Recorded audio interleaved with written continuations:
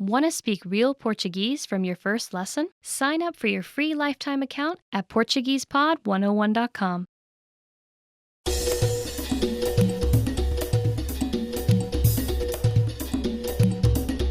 Hi, welcome to Introduction to Portuguese. My name is Alicia, and I'm joined by... Hi everyone, I'm Anna. In this lesson, you'll learn the basics of Portuguese grammar. Word order refers to the order in which words are structured to form a sentence in a given language. Consider the English sentence, I ate an apple. But first, let's remove the article an here for simplicity. So we're just left with I ate apple. The basic word order for English is subject, verb, object, or SVO for short. The good thing is Portuguese uses the same SVO word order. Let's take a closer look. If we break down the English sentence, I ate apple, we can see that the subject I is presented first, followed by the verb ate, and then finally the object apple is positioned last. Let's compare that same sentence, I ate an apple, in Portuguese. Eu comi uma maçã. Like before, let's remove the particles to keep it simple. So we're just left with the words Eu comi maçã. I ate apple. Subject, verb, object. Breaking down the Portuguese sentence, we can see the word order is subject, verb, and object. Which means that you don't have to change this basic structure when speaking Portuguese.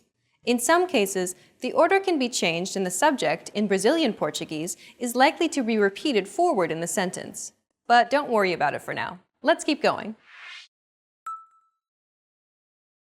One of the great things about Portuguese is that once you learn how to form statement sentences, it's really easy to form other types of sentences. Let's see this one. Você pegou o ônibus. Subject, verb, object. As you see, the order of this statement is SVO. Now, what if you want to say this as a negative sentence, Anna? You just have to place the negative word não, which means no or don't, before the verb. So we have the negative sentence. Você não pegou o ônibus. Basically, there are no different rules for these negative sentences. Just place the negative word não before the verb and keep the word order. There are also other negative words in Portuguese, such as these. Nunca, nem, nada, sem, nenhum, nenhuma. Negative words in Portuguese may follow different rules and be placed differently. For now, just stick with não before verbs, and you'll do just fine. Let's see another example. With the statement, how can we make it a negative sentence with the word não? You try. Eu não tenho tempo. Well done! Notice that this negative word is not a verb, so it won't change according to verb tense. The verb changes, but the negative word doesn't, which is quite different from English. Eu não tenho tempo. Eu não tive tempo. Eu não terei tempo. As we mentioned before, building sentences in Portuguese is relatively simple. Let's see how we can form a question from a sentence. If you want to make an indirect question, you can think of it like it's basically a statement, like the previous phrase. Você pegou o ônibus. With a question mark at the end and a raised intonation. Você pegou o ônibus? And that's it. How simple! Unlike English, in Portuguese you don't need to use a verb at the beginning of a question. And what about direct questions? For some cases, you only need to use a question word, like o que, onde, quando, at the beginning of the sentence. The rest is like the other examples we've seen in this lesson. So, using one of these question words, we could make the following direct question by simply placing it at the beginning. Onde você pegou o ônibus? Let's place it at the beginning. Quando você pegou o ônibus? This is not an absolute rule, but it's enough to give you a better idea about question words and direct questions in Portuguese. Okay then, let's move on to the next section. As we learned in this lesson, Portuguese uses the same SVO order as English, and there are no great changes in negatives and questions. So we're going to talk about some Portuguese grammar aspects that differ from those of English. That means Portuguese grammar may permit or even mandate the omission of an explicit subject. Let's see two examples. Não choveu. Negative, verb, word. There is no subject in this phrase, as it's the rule in Portuguese in such cases. Here's another example. Eu estou feliz. Subject, verb, adjective. In this case, the subject is implicit. This is extremely common in Brazilian Portuguese and wouldn't be wrong to make explicit. Eu estou feliz. We'll elaborate later, but in Portuguese, the subject is encoded in the verb conjugation. That's why in this case, we know the subject is the first person singular, even though it's hidden. There is one more aspect about Portuguese grammar that may be tricky. In Brazilian Portuguese, adjectives are almost always placed after their nouns, while in English, it's the other way around. Você pegou o ônibus amarelo. Noun, adjective. You took the yellow bus. Adjective, noun. Adjectives before nouns are not wrong though. They're just used more commonly in writing and for poetic effect. It would be unusual, however, when used in daily conversation. Okay, let's wrap up this lesson by recapping what we've learned. In this lesson, you learned that Portuguese sentences are formed using a subject, verb, object, or SVO word order. At the same time, this is not rigid, as Portuguese also uses other orders. Basic sentences, like statements and negatives, are very similar in their structure. To make indirect questions, you should just add a question mark at the end of a statement sentence and raise your intonation. Portuguese is a null subject language, so a lot of sentences may have the subject in a hidden condition or not present at all. Adjectives are placed after the noun and not before, like in English. We've covered only the very basics of Portuguese grammar. If you're interested in learning more, check out our Portuguese in 3 Minutes video series. In that course, we teach you useful phrases while covering the fundamentals of Portuguese grammar, and each lesson is only 3 minutes long. Bye! Bye!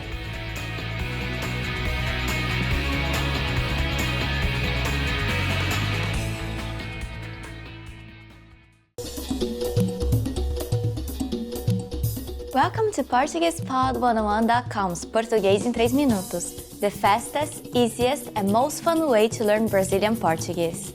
In the last lesson, we learned how to thank people by saying muito obrigado and how to reply with de nada. Today, we'll learn some common ways to say hello and goodbye in Brazil. Vocês estão prontos? Are you ready? Then, let's start! The most common informal greeting is Oi! Oi! Oi means hello. We say it when we meet someone. You may also say Olá. That also means hello. Olá! Another common greeting that you hear a lot in Brazil and at PortuguesePod101.com is Tudo bem? Tudo bem? Tudo bem means is everything fine? We use it usually together with Oi or Olá to greet someone. Altogether, you can say Oi, tudo bem? Oi, tudo bem? Tudo bem is a question, but it can also be the answer. Just say tudo bem, which means everything is fine. At the end, you can add e você? And you? Tudo bem, e você? Tudo bem, e você? When it's time to leave, we have a couple of different ways to say goodbye. You may say tchau. Tchau means bye. Tchau. You can also say see you soon. Até mais. Até mais. You also have adeus, which means goodbye, but you usually use it when the person is leaving to somewhere far or you're not going to meet for some time. Adeus. You learned a lot of new phrases today. Let's review with a quiz. What do you say in these situations? Oi. Olá. Oi, tudo bem? Tudo bem, e você? Tchau! Até mais! Adeus! You now know lots of ways to greet people in Portuguese. Now it's time for Paloma's point. You often hear people saying tudo bom instead of tudo bem in Brazil. Bem means well and bom means good, but you usually use both in the same situations, although tudo bem is more grammatically correct. During the next lesson, we'll talk about the phrase Desculpa, você fala inglês? Do you know what it means? Learn about it and much more in the next Português em 3 minutos lesson. Tchau, tchau! Want to speak real Portuguese from your first lesson? Sign up for your free lifetime account at PortuguesePod101.com. Oi, gente, tudo bom? Paloma here. Welcome to Top 15 Questions You Should Know. De onde você é? Where are you from? So when you arrive in Brazil, the first person you see is gonna ask you, de onde você é? Where are you from? So you can answer it by saying, eu sou de, or eu sou dos, or sou da. If you're from Mexico, you can say, eu sou do México. You just need to be careful with the de preposition in Portuguese, because we also use a article together with it. So it can be de, or dos, or da, or das, okay? O que foi que você falou? What did you say? So if someone is talking to you, you're not really listening to him, you can just say, o que foi que você falou? What did you say? Eu não falei nada. I didn't say anything. Eu falei que eu te amo. I told you I love you. Pay attention to what people are saying. Onde fica o banheiro? Where's the bathroom? Every restaurant has to have a bathroom in Brazil, so you can just ask him, onde fica o banheiro? But you can also use the sentence if you're visiting someone and you need to use the restroom, it's okay. Onde fica o banheiro? Fica ali no fundo do corredor. It's at the end of the corridor. Onde você mora? Where do you live? You're gonna use this sentence a lot and people are gonna ask you too. They can say, de onde você é? Where are you from? But they can also say, onde você mora? Meaning, where do you live? Eu moro em São Paulo. I live in São Paulo. Eu moro no México. I live in Mexico. Onde você trabalha? Where do you work? Brazilians are very curious and they might ask you a lot of questions. One of them might be, onde você trabalha? Where do you work? Eu trabalho na Paulista. I work at Paulista Avenue, which is a very famous avenue in São Paulo. Eu trabalho na Petrobras. I work at Petrobras, a very famous Brazilian company. Qual é o seu nome? What's your name? This is the first question they're gonna ask you. Meu nome é, my name is, or you can just say your name. Paloma. Qual é o seu número de telefone? What's your phone number? They might say, qual é o seu número de telefone? Or, qual é o seu telefone? What is your phone? But meaning phone number. O meu telefone é 94777-7767. Brazilian cell phones always start with a 9 at the beginning. Quantos anos você tem? How old are you? When people ask you how old you are, you can say, eu tenho 20 anos. I am 20 years old. O que é isso? What's this? In Portuguese, we use a lot of que in sentences. For example, here, it's very common to repeat the que. O que é isso? What's this? É um telefone. It's a phone. É uma câmera. It's a camera. Tudo bem? How are you? You can answer tudo bem question with the same. Tudo bem. I'm fine. Or, não muito bem. Not very well. Faz quanto tempo que você está estudando português? How long have you been studying Portuguese? If you're speaking a lot of Portuguese, for sure people are gonna ask you, faz quanto tempo que você estuda português? How long have you been studying Portuguese? Faz só um mês.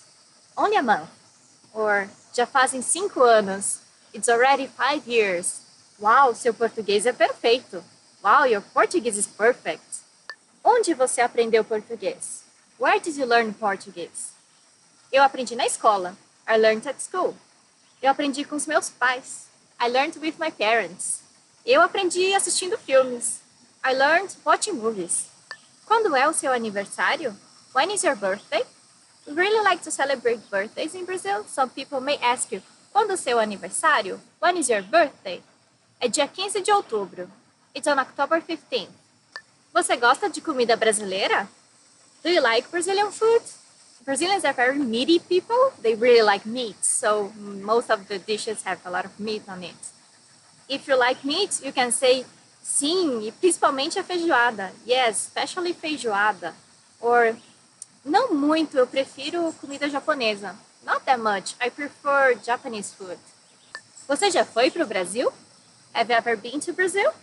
If you can speak Portuguese, my people may ask you, você já foi para o Brasil? Have you been to Brazil? You can say, já umas 5 vezes. Yes, maybe 5 times. Or, não, eu nunca fui. No, I've never been. The end. Okay, thanks a lot for watching and I hope to see you in our next video. Tchau, tchau. I don't know how to say that. Bom dia, gente, tudo bom? Paloma here. Welcome to another Top Portuguese Words. Today's topic is must-know expression for agreeing and disagreeing. Exatamente. Exactly. Exatamente. Exactly.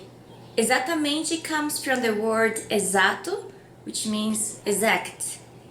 You can also say exato, that's right, or that's exact. Bom, eu não tenho certeza. Well, I'm not sure. Bom, eu não tenho certeza. Well, I'm not sure. Certeza means certain or sure, of course. So you can also say certeza, of course, or sure. It's the opposite for, well, I'm not sure. Bom, eu não tenho certeza. Claro, of course. Claro, of course. Claro can also mean bright, like a bright color, cor clara, but it also means sure or of course. Can you help me? Claro, claro que eu posso te ajudar. Of course I can help you. Acho que sim. I guess so.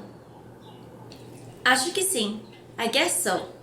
Literally, the sentence is translated as I think yes in English, but it means I think so. For example, are you free tomorrow? Você está livre amanhã? I think so. Eu acho que sim. Eu ia falar isso agora. I was just going to say that. Eu ia falar isso agora. I was just going to say that. I guess the sentence seems like someone stole your idea right before you're going to say it. Ah, eu ia falar isso agora, but you said it before me. Tá, você está certo. Yeah, you're right. Tá, você tá certo. Yeah, you're right. Remember that this sentence is informal because you're using você. So if you're using this sentence in a formal or business context, it's better if you say sim, o senhor está certo. Sim, a senhora está certa. Ok? Você está errado. You're wrong. Você está errado. You're wrong. I don't think that's a very nice sentence to say to someone because it's very harsh. So you could say, eu acho que você está errado. I think that you're wrong. That is less direct than você está errado. You're wrong. Acho que não. I don't think so. Acho que não. I don't think so. This is the opposite from acho que sim that we said previously. So it also is translated as I think that no. Eu acho que não. Talvez. Maybe. Talvez. Maybe.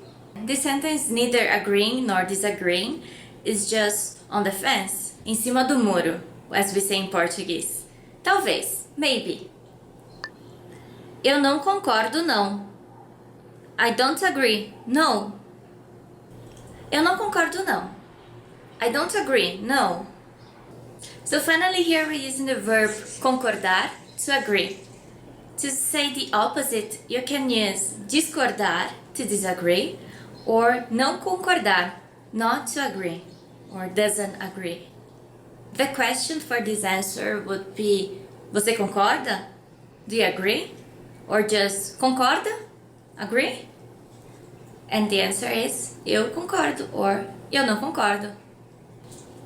Also, the word concorda has the same pronunciation as with rope. So sometimes people make fun and say concorda ou sem corda, with rope or without rope, but meaning, do you agree? The end. That's it for today. Thanks a lot for watching and I hope you enjoyed it. Let us know in the comments if you agree or disagree with this video. See you next time. Bye bye. Oi, gente, tudo bem? This is Jade Furuta and welcome to another Portuguese Weekly Words. Today's theme is life events. Yay! This sounds exciting. Nascimento, nascimento. Birth. O nascimento de uma criança é milagre. O nascimento de uma criança é milagre. A child's birth is a miracle. Aniversário. Birthday. O meu aniversário é dia 16 de dezembro. O meu aniversário é dia 16 de dezembro. My birthday is December 16th. Casamento. Wedding. Que cerimônia de casamento linda! Que cerimônia de casamento linda! What a beautiful wedding ceremony! Se aposentar. Se aposentar. To retire. Quando você vai se aposentar? Quando você vai se aposentar? When are you gonna retire? Morrer. To die. Eu vou morrer de rir com esse filme. I'm gonna die of laughing with this movie. Acabou! The end. Thank you for watching and até a semana que vem. See you next week. Beijo! Tchau! Want to finally start speaking in your target language? In this guide, you'll discover the top 7 ways to practice speaking on your own with our lessons. Let's begin. Number 1, shadowing. Shadowing is a proven learning technique where all you do is repeat what you hear in order to practice speaking. So access any audio or video lesson on the site and press the play button to start. Then, as you listen or watch, just repeat the conversations. Or, even easier, read along out loud with the dialogue section. The script is right there in front of you. With our lessons, you can master entire conversations, just like that. Number 2, read out loud. I just mentioned it, but reading out loud is another powerful tactic and deserves its own mention. With every lesson, you get written transcripts and translations. So, as you play the lesson, read the dialogue out loud as you hear it. Why? By reading out loud, you're also practicing your speaking skills. You can do this with the lesson notes, the lesson transcript, or the dialogue tool. With the dialogue tool, you can listen to each line again and again, and repeat out loud until you master them all. Number 3, speed up your reading to speed up your speaking. Being able to speak without thinking is a sign of language mastery. If you're talking to a native and can respond quickly, they'll assume that you're fairly fluent. How can you do this? When you read out loud, try increasing your speed a little bit every time. So, start by reading with the dialogue tool. If you're like most learners, you'll read the first line slowly. That's because you're still getting used to the words, which is okay. Reread it. On your second try, you know most of the words, and you'll read a little faster. Reread it again. On your third try, you'll be even faster, at a native speaker's speed. And being able to read these phrases out loud and fast will help you speak fast. Number 4, record and compare yourself with native speakers. In order to sound like a native speaker, you must imitate native speakers. So here's how. Access the voice recorder, which is in the Dialogue Study tool in every lesson. Click on the microphone icon. Listen to the native speaker's audio, and then record yourself. You can then compare the 2 recordings side by side, and practice and try again and again until you perfect your pronunciation. Number 5, get feedback from our Premium Plus teacher. If you're learning by yourself and don't have access to real teachers, then you can always get feedback from our Premium Plus teachers. With the My Teacher tool, you can record yourself speaking and send the audio file to the teacher. They'll review it and tell you what to improve and how. That's it. Number 6, level up your speaking with Premium Plus assignments. With Premium Plus, you can also get assignments that cover reading, writing, listening, and even speaking from your teacher. These assignments can be tailored to your goals and needs. You get a new one every week, or anytime you're ready for a new one. Number 7, get even more lessons in the lesson library. If you want even more lessons on speaking and conversations, Visit our lesson library and under Category, choose Conversation. You'll get all of the pathways and lessons that are focused on speaking. If you enjoyed these tips, hit the like button, share it with anyone who's trying to learn a language, and subscribe to our channel. We release new videos every week. And if you're ready to finally learn language the fast, fun, and easy way, and start speaking from your very first lesson, get our complete learning program. Sign up for your free lifetime account right now. Click the link in the description. I'll see you next time. Bye!